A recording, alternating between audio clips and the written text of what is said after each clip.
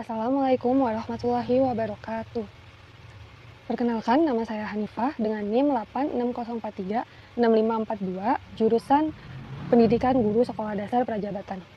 Dalam video ini, saya akan menjelaskan mengenai peran ontologi, epistemologi, dan aksiologi sebagai dasar filsafat ilmu. Mari kita mulai dari ontologi.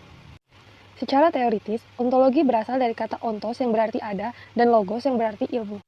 Jadi, ontologis merupakan cabang filsafat yang membahas mengenai hakikat realitas atau apa yang benar-benar ada dan terjadi nyata menjadi objek kajian ilmu.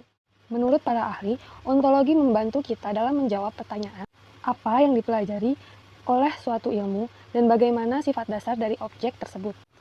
Contohnya, dalam mata pelajaran fisika, objek kajiannya adalah materi dan energi. Sedangkan dalam bidang psikologi, objek kajiannya adalah perilaku manusia dan proses mental seseorang. Sekarang kita lihat dalam konteks pembelajaran di sekolah dasar.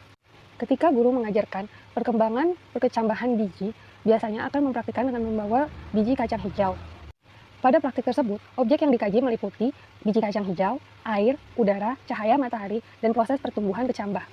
Semua itu termasuk dalam realitas yang nyata. Biji, air, udara adalah benda konkret yang bisa diamati dan diukur. Sedangkan proses pertumbuhan merupakan realitas yang dapat diamati melalui perubahan dari satu waktu ke waktu lainnya. Jadi, peran ontologi menegaskan bahwa ilmu pengetahuan merupakan sesuatu yang benar-benar ada dan dapat dikaji secara nyata. Selanjutnya, epistemologi.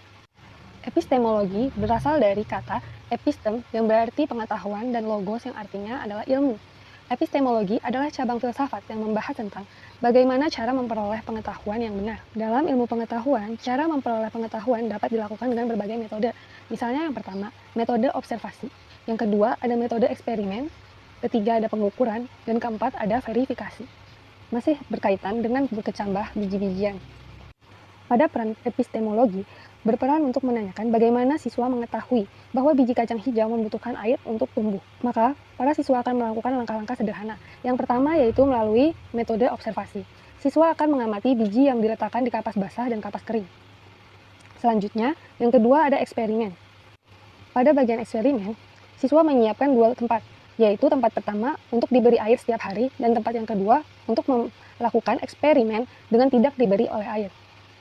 Selanjutnya yang ketiga, proses pengujian. Siswa mengukur pertumbuhan kecambah setiap harinya dari dua gelas tersebut. Kemudian, setelah beberapa hari, hasilnya akan menunjukkan bahwa biji yang mendapatkan air akan dapat tumbuh, sedangkan biji yang tidak mendapatkan air maka tidak akan tumbuh. Jika percobaan ini diulang, hasilnya akan tetap sama, dan inilah yang disebut pengetahuan ilmiah bersifat objektif, sistematis, dan dapat diuji. Jadi, peran epistemologi menekankan bahwa ilmu diperoleh melalui proses yang logis dan terstruktur. Peran yang ketiga ada peran aksiologi. Aksiologi berasal dari kata aksios yang berarti nilai, dan aksiologi adalah cabang filsafat yang membahas tentang nilai, etika, dan tujuan dari ilmu pengetahuan.